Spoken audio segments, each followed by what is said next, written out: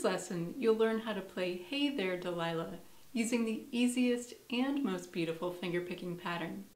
Hey there Delilah, what's it like in New York City? I'm 1,000 miles away, but girl, tonight you look so pretty, yes you do. Times Square can shine as bright as you, I swear it's true. Our fingerpicking pattern that will apply to this song only uses strings 1, 2, and 3, or strings A, E, and C. So since we're not using our 4th string at all in this pattern, you can follow along with high or low G tuning. Now throughout this lesson, I'm using my capo on the 2nd fret. This puts me in the key of E rather than the original key of D, which makes it easier for me to sing the lower notes. Now you can follow along with or without a capo. Now let's begin by looking at our fingerpicking pattern, how to apply it to the song, and how to form our chord shapes on only 3 strings. Now you can follow along either with or without a capo. So with a capo on the 2nd fret, you'll be in the key of E along with me, and without the capo, you'll be in the key of D. Now to use our capo, we're pretending that the nut has moved up to this 2nd fret space. So this becomes our new 1st fret, 2nd fret, 3rd fret, and so on. Now let's take a look at our fingerpicking pattern played on a D chord. The great thing about this pattern is that it only uses strings 3, 2, and 1, which makes our chord shapes easier to form on only 3 strings. So to form our D chord, we're going to place our middle and ring fingers on the 2nd fret of strings 3 and 2. So here's our pattern played slowly on a D chord.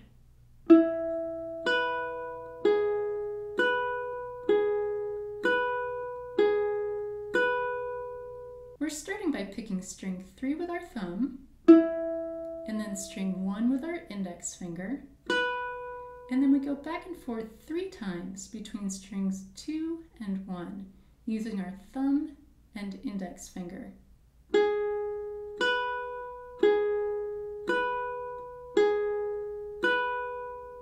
The rhythm of this pattern is 1 and 2 and 3 and 4 and.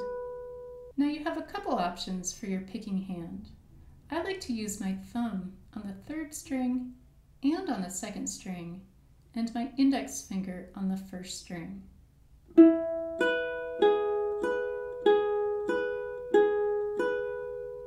Now if you prefer, you can use your thumb, index, and middle fingers on the 3rd, 2nd, and 1st strings.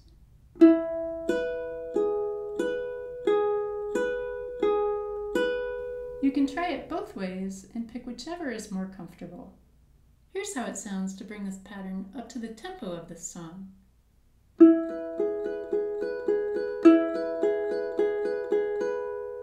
Now let's look at how to apply our pattern to the song, starting with our 4-chord introduction. We'll play our pattern 1 time on each chord, and we've already looked at how to form our D chord shape. Now moving from D to F sharp minor, we'll leave our ring finger in place, lifting up our middle finger and placing our index finger down on the 1st fret of the 3rd string. So now we'll play our pattern once on F sharp minor, then we'll place our middle finger back down on the 2nd fret of the 3rd string to play our pattern once more on D, and then we'll lift up our middle finger to play our pattern once more on F sharp minor. To make these chord transitions even easier, you can leave your index finger down the entire time. So to go back and forth between D and F sharp minor, you're just lifting up your middle finger and placing it back down, but you don't have to lift up your index finger. Also, to make this pattern sound even better, try to emphasize the 1st note on the 3rd string at a louder volume than the rest of the notes.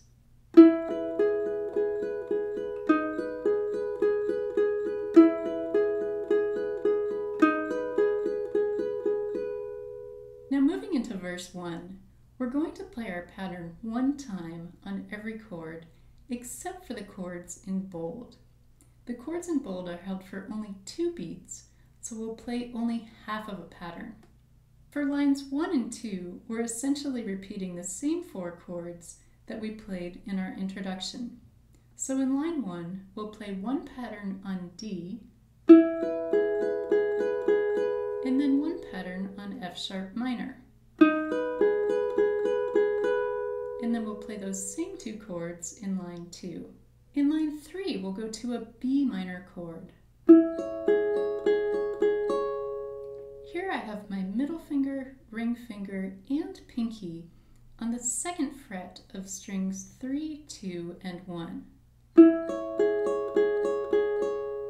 Now from our B minor chord, we go to our G chord. And there's not much time here to change our chord shapes. So on B minor, I like to eliminate the final note in the pattern to give me more time to change chords.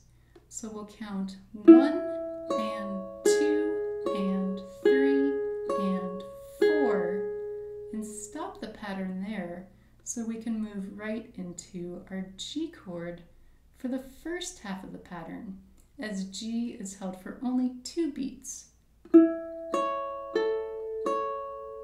From G, we move to our A chord using our index finger on the 1st fret of the 3rd string. This A chord in bold is held for only 2 beats, so we'll play another half pattern. Then we go to our B minor chord for one full pattern to finish line 3. And then in line 4, we go back to our A chord for one pattern. And for this chord, I like to end the pattern on beat 3 to give a slight musical pause until we move into the 2nd half of the 1st verse. 1 and 2 and 3.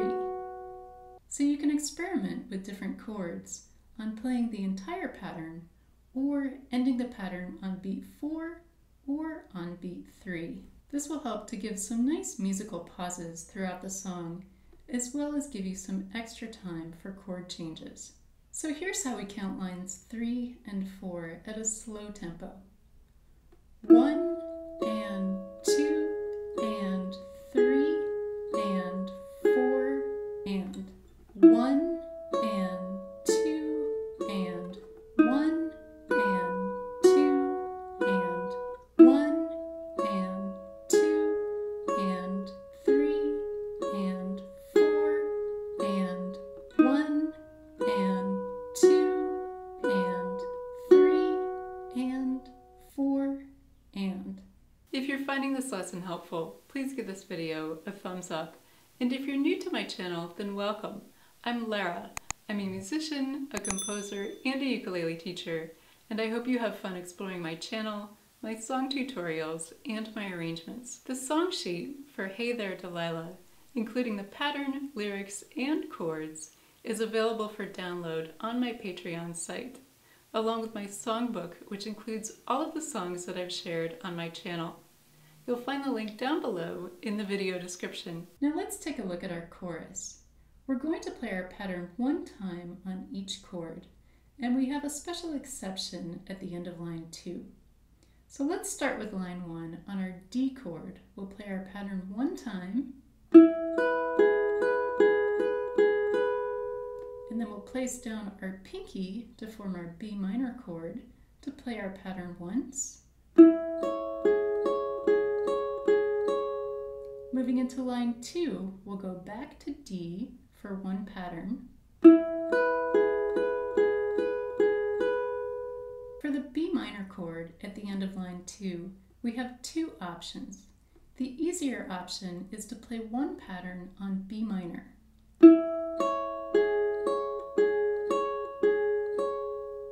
The other option, which I think is more beautiful, but a bit more difficult, is to change from B minor to A on the 4th beat of our pattern. But it's not a full chord change because we're only going to pick the 3rd string on our A chord. Here's how this looks.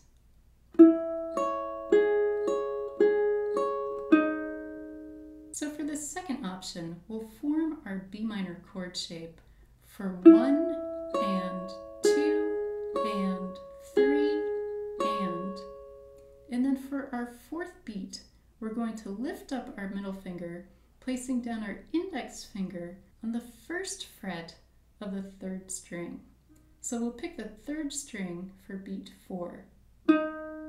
So here's how it sounds to count out the rhythm of lines 2 and 3 using the second option.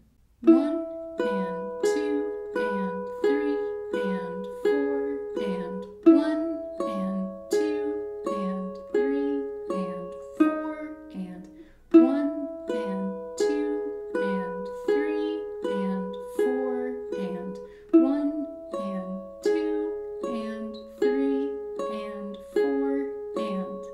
So for the remainder of the song, we'll play our pattern one time on every chord, except for the chords in bold, where we'll play just half of a pattern. And keep in mind that wherever it's convenient, you can shorten the pattern to end on beat 4 or on beat 3. Now for our very last chord, at the end of the song, we're going to end on a D chord, and instead of playing our pattern, I like to pick strings 3, 2, and 1. Now we're moving into our play along, where you can play and sing the entire song along with me, just as we've covered in this lesson. 5, 6, 7, 8.